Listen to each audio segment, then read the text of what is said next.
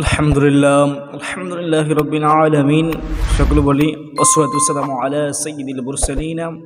আম্মা বা'দু ফাআউযু বিল্লাহি মিনাশ শাইতানির রাজীম। বিসমিল্লাহির রহমানির রহিম। সুপ্রিয় দিনী ভাই বোনেরা, নবী প্রেমিক, নবীর উম্মতেরা, আসুন আমরা আজকে একটি গুরুত্বপূর্ণ বিষয় সম্পর্কে জানব, যেই বিষয়টি প্রত্যেকটা মা বাবার জানা উচিত। কেননা আমরা চাই আমাদের সন্তান, ছেলে হোক মেয়ে হোক, তারা জ্ঞানী হোক, তারা মেধাবী হোক, তাদের স্মরণশক্তি ভালো থাকুক, তারা কিছু করতে পারুক। আমাদের স্বপ্ন, আমাদের আশা তারা যেন পূরণ করে, সে আশা আকাঙ্ক্ষা নিয়ে আমরা তাদের পিছনে শ্রম দিয়ে কষ্ট করি। আমাদের যাদের ছেলে অথবা মেয়ে আছে, আপনারা মনোযোগ দিয়ে শ্রবণ করুন। আপনার সন্তানের যদি আপনি চান মেধাশক্তি বৃদ্ধি করতে, আপনি যদি চান আপনার সন্তানের জ্ঞান শক্তি বৃদ্ধি করতে, মুখের জড়তা দূর করতে, বুক প্রশস্ত করতে, তাহলে শুনুন মনোযোগ দিয়ে। এই কোরআনের মধ্যে একটি সূরা আছে, সূরার নাম হচ্ছে সূরা তোহা। এই সূরা তোহার 114 নং আয়াত এবং সূরা তোহার 25 থেকে 28 নং আয়াত। এই দুটি আয়াতের উপর কীভাবে আমল করবেন, কীভাবে আমল করলে আপনার সন্তানের মেধাশক্তি বাড়বে। যাদের ছেলে সন্তান ছোট রয়েছে, পড়তে পারে না, এই আমলটা মা বাবা করলেই হয়ে যাবে। আপনার সন্তানকে আপনি বলবেন, দোয়াটা শেখানোর চেষ্টা করবেন, আর আপনি আমলটি করবেন। কীভাবে আমলটি করবেন? আপনি প্রত্যেক দিন ফজর নামাজ পড়ে আমলটি করতে হবে। আপনি ফজর নামাজ আদায় করবেন। ফজর নামাজ আদায় করে আপনি কি করবেন? ওই স্থানে বসেই আপনি সূরা তোহার 25 থেকে 28 নং আয়াতগুলো তেলাওয়াত করবেন। আয়াতগুলো হচ্ছে: আউযু বিল্লাহি মিনাশ শাইতানির রাজীম, বিসমিল্লাহির রহমানির রহিম, রব্বি ইশরাহ লি সাদরি, রব্বি ইশরাহ লি সাদরি। সহিষ্ণু পড়ার চেষ্টা করুন। আমি চেষ্টা করতেছি আপনাদেরকে সহিষ্ণু শেখানোর। আপনারা আমার সাথে পড়বেন, ইনশাল্লাহ পারবেন। রব্বি ইশরাহ লি সাদরি ওয়া ইয়াসসির লি আমরি ওয়াহলুল উকদাতাম মিন লিসানি واحلل عقدة من لساني واحلل عقدة من لساني يفقه قولي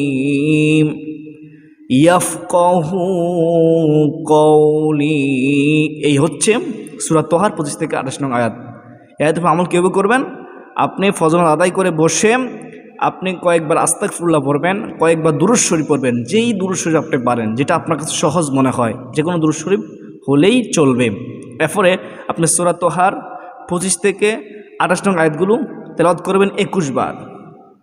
21 বার তেলাওয়াত করে তারপর আবার কয়েকবার দুরূদ শরীফ পড়ে, আপনার ঘরের মধ্যে কিসমিস থাকে, তাহলে কিসমিস আপনার কাছে রাখবেন।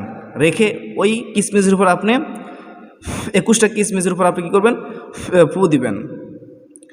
যদি না থাকে তাহলে বাজার থেকে সংগ্রহ করবেন, সংগ্রহ করে এনে তারপর আমলটি করার চেষ্টা করবেন। 21টা কিসমিস লাগবে। 21টা কিসমিসের উপরে এভাবে ফু দিয়ে আপনি ওই দিন একটা তাকে খাওয়াবেন। আপনার সন্তান, আপনার ছেলে হোক মেয়ে হোক, সন্তানটাকে যদি আপনি খাওয়ান, ইনশাআল্লাহ এই আয়াতের বরকতে আপনার রব আল্লাহ তার মেধাশক্তি বৃদ্ধি করে দিবে, তার মুখে জড়তা দূর করে দিবে, তার মস্তিষ্ক খুলে দেবে। সে কিছু শুনলে অনেক দিন সেটা মনে রাখতে পারবে। যিনি দিবেন তিনি তো আমার রব, আপনার রব আল্লাহ। আল্লাহ যাহা ইচ্ছা তাহাই করতে পারেন। সুপ্রদিনী ভাই বোনেরা, যেই দোয়াটি আমার আপনার নবী রহমাতুল আলামিন নবীর উপরে নাজিল হয়েছিল, এই কোরআন কারীম হচ্ছে আমার আপনার জন্য শেফা, সমস্ত রোগের মুক্তি। এই দোয়াটা স্বয়ং পয়গম্বর মুসা আলাইহিস সালামকে শিখিয়ে দিলেন স্বয়ং আল্লাহ। তো এই দোয়াটা অনেক গুরুত্বপূর্ণ দোয়া, ফজিলতপূর্ণ দোয়া। এভাবে আমলটি করবেন। এটা তো প্রথম দিন গেল। তো দ্বিতীয় দিন এভাবে আপনি 21 দিন পর্যন্ত করতে হবে। দ্বিতীয় দিন আপনি কী করবেন? এবার মাত্র একটা কিসমিস নেবেন।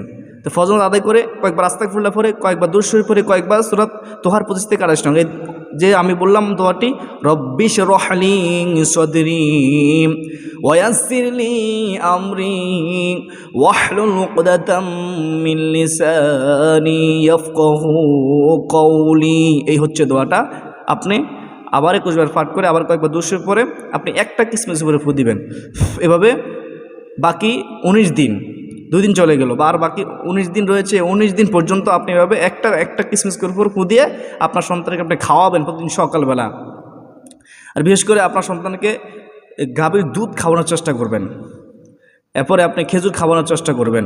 পেট ভর্তি খানা খাওয়াবেন না আপনার সন্তানটাকে, লিমিট রাখবেন খাওয়া। একটু কালোজিরা খাওয়ানোর চেষ্টা করবেন। ইনশাআল্লাহ আপনার এই সন্তান আপনার উপকার করবে, আপনার কাজে আসবে, আপনার আশা পূর্ণ করার তৌফিক আল্লাহ তাআলা তাকে দান করবেন। আর আপনি যে দোয়াটা পাঠ করবেন এই দোয়াটা আপনার সন্তানটাকে শেখানোর চেষ্টা করবেন, কারণ আপনার সন্তান এখন উপযুক্ত হয় নাই। যারা উপযুক্ত না ওই সন্তানদেরকে আপনি মা বাবা এই আমলটা করে খাওয়াবেন। আর যে সন্তানগুলো উপযুক্ত, যদি আপনি মা আমার ভিডিও দেখে থাকেন বা আপনি বাবা আমার ভিডিওগুলো দেখে থাকেন, তাহলে আপনার সন্তানকে বলবেন এই আমলটি করার জন্য। অথবা যদি তুমি সন্তান হয়ে থাকো, তাহলে তুমি উপযুক্ত হয়ে থাকো, তাহলে তুমি আমলগুলো করে তুমি এগুলো খাওয়ার চেষ্টা করবা। পাশাপাশি সূরা তোহার 114 নং আয়াতটি তেলাওয়াত করবে, রব্বি জিদনি ইলমা। যখনই পড়তে বসবে উপযুক্ত যারা লেখাপড়া করে, যখনই পড়তে বসবে তখনই এই 7 বার পড়ে, বিশেষ করে অজু করলে ভালো। অজু করে তারপরে আউযুল বিসমিল্লাহ পড়ে তারপরে রব্বি জিদনি ইলমা 7 বার পড়ে তারপরে পড়া স্টার্ট করাই উত্তম। যদি করতে পারে ইনশাআল্লাহ পড়া মাথায় থাকবে, অনেক দিন তা কার্যকরী আমল, অনেক দিন তা মাথায় থাকবে, স্মরণ থাকবে যদি এভাবে পড়তে বসতে পারে। যারা উপযুক্ত রয়েছে তারাও এই আমলগুলো করলে অবশ্যই শুধু ছাত্র ভাইয়ের জন্য এটা নয়, সকল পেশার মানুষের জন্য। কারণ মেধা শক্তি সকলের দরকার, জ্ঞান শক্তি সকলের দরকার, স্মরণ শক্তি সকলের দরকার, বুঝ শক্তি সকলের দরকার, মুখে জড়তা দূর করার দরকার সকলের দরকার। তাহলে তারা আমাদের সকলকে এই গুরুত্বপূর্ণ আমলটি শিখে আমরা যেন আল্লাহ তাআলার কাছে দোয়া প্রার্থনা করে আমাদের মুখের জড়তা দূর করতে পারি, আমাদের বুক প্রশস্ত করতে পারি, আমাদের মেধা শক্তি বৃদ্ধি করতে পারি। আল্লাহ রাব্বুল আলামিন আমাদেরকে তৌফিক দান করুক। আল্লাহুম্মা আমিন ওয়া মা আলাইনা ইল্লাল বালাগ। আসসালামু আলাইকুম ওয়া রাহমাতুল্লাহি ওয়া বারাকাতুহু।